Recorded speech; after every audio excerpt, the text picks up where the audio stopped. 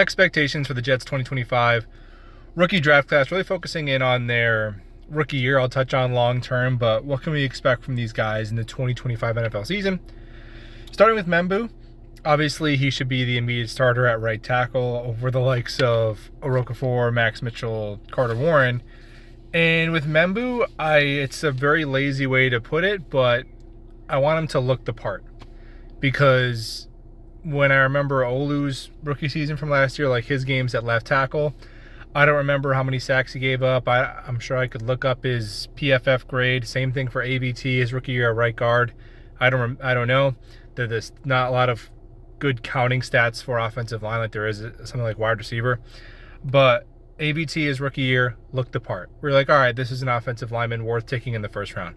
Olufashinu last year, small sample size. To me, he looked the part. Like, yeah, that's a first-round offensive lineman. Should be a damn good starter in this league for a long time, given health. So that's what I want Armand Membu to do, particularly in pass pro, because I do feel like that is a stronger part of his game. And stylistically, he's different than Olu, but I think that's where they're similar, where the pass pro should be NFL ready right out the gate. And that's fair. You know, if you're taking a receiver top 7, you want them to go out there and be a high-producing receiver. Tackles take a little bit longer to develop than skill positions, and he's a little bit younger. So, yeah, you don't expect him to be an all-pro right away, but I expect him to be pretty damn good his first season. And I'm really high on the pick. I don't think this is just, you know what, it's a crap draft class. You need a right tackle. You build through the trenches. Oh, it's boring. Like, people say it's a boring pick. What the hell is boring about having a damn good offensive line? Nothing about that is boring to me. Armand Membu getting to the second level and detonating linebackers out of their cleats is not boring to me. Having 2 bookend tackles potentially for the next decade is not boring to me. To me, it's not a boring pick. Armand Membu is an absolutely awesome player. I'm just as excited about the Jets having him at right tackle as I was Olufashinu at left tackle last year. I think he's really good. I think he would go high in a lot of draft classes. Now, number 2, Mason Taylor. So I think he should play the most snaps of any tight end on the roster. And with him and when we get to Smith, it's not necessarily just the player in a vacuum, but the position on the team that they're occupying. It's not as though there's a couple of veteran tight ends ahead of Mason Taylor that are really good. You know, I'm hoping Jeremy Rucker can get better as a blocker. Stone Smart, maybe he can be a role player. But let's be honest, man. You're a top 50 pick. Again, just like Membu, tight end, longer developing position than corner, running back, wide receiver. And he was 20 when he was drafted. So, yeah, you don't expect him to come out of the gate right away and get 800 yards and 10 touchdowns. But he should be playing – he should outcompete Jeremy Rucker and Stone Smart. I think that's fair to say. And I'm hoping he is at minimum 4th on the team in targets, but hopefully 3rd. I'm hoping that the only 2 players ahead of Taylor in targets are Garrett Wilson and Breece Hall, because the rest of the names on that list don't inspire me a ton, and I hope he gets a lot of balls thrown to him. And Justin Fields heavily targets a tight end. I think will be an immediate contributor on this team. Azareye'h Thomas taken in the 3rd round. I don't imagine he starts. I think Stevens is a safety, I think Stevens is a corner. I know he's played some safety. We've debated that. They paid the guy 2 years, $12 million a year. If they wanted to do that, to convert a corner to safety, it was a pretty solid free agency class for safety. You could have just signed Cisco and another safety if they were going to do that. So I think Stevens is a corner. And Thomas is going to be, this year, the primary backup boundary corner. So if Sauce or Stevens have to miss time, he'll play there. I don't think he's going to play any safety. I don't think he's definitely not built to be a nickel. That's not his game at all.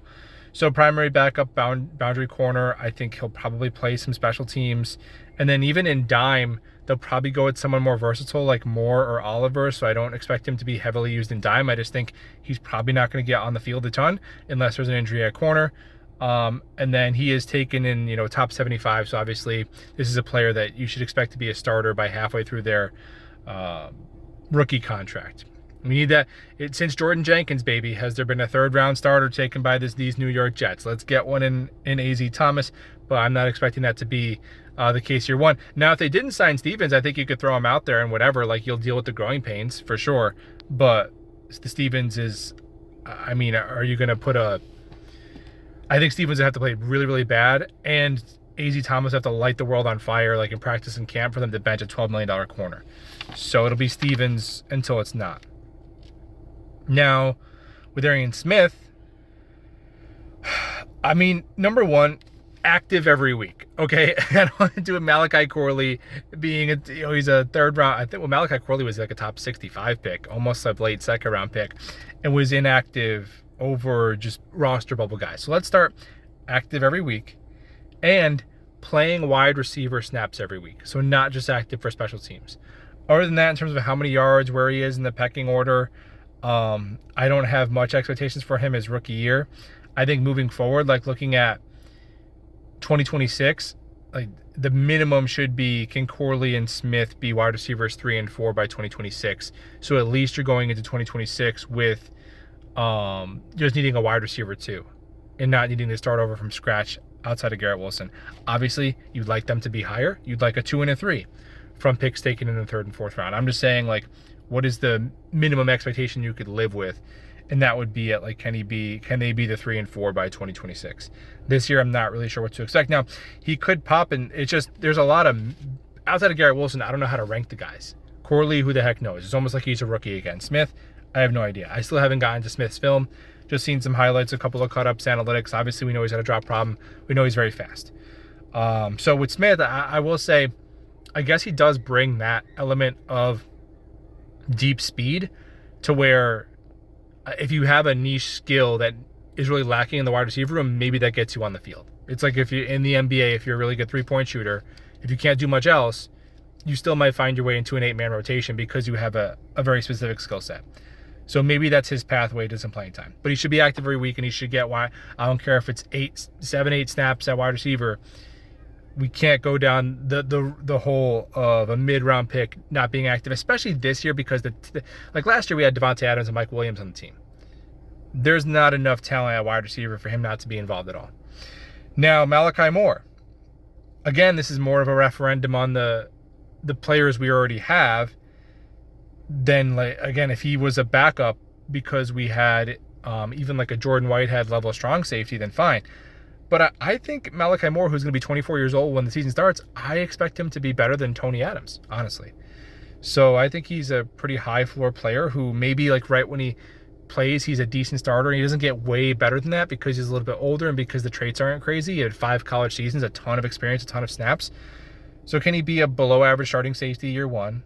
And then midway through his rookie contract be an average starting safety? That would be phenomenal return on investment for Malachi Moore. So I think that's a starter.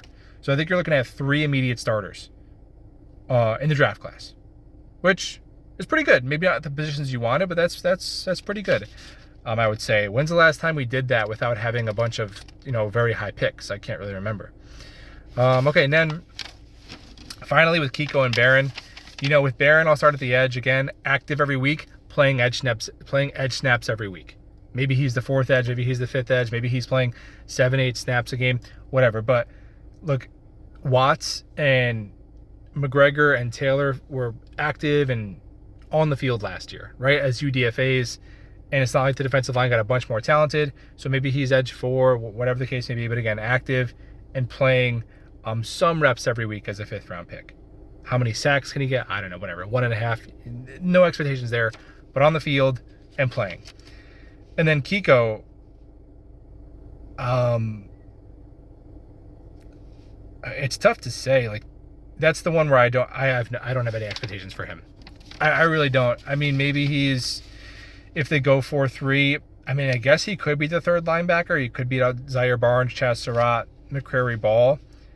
But yeah, make the team and probably play special teams year 1. And they don't rotate. Like at edge, they rotate so much where Barron should get some work. But you're going to have your 2 primary starters at linebacker, and then you're going to have your 3rd sub-package guy. So if he's not the 3rd sub-package guy, he's probably not going to see the field as a rookie. But there it is, expectations for the rookie class, and we'll talk about soon.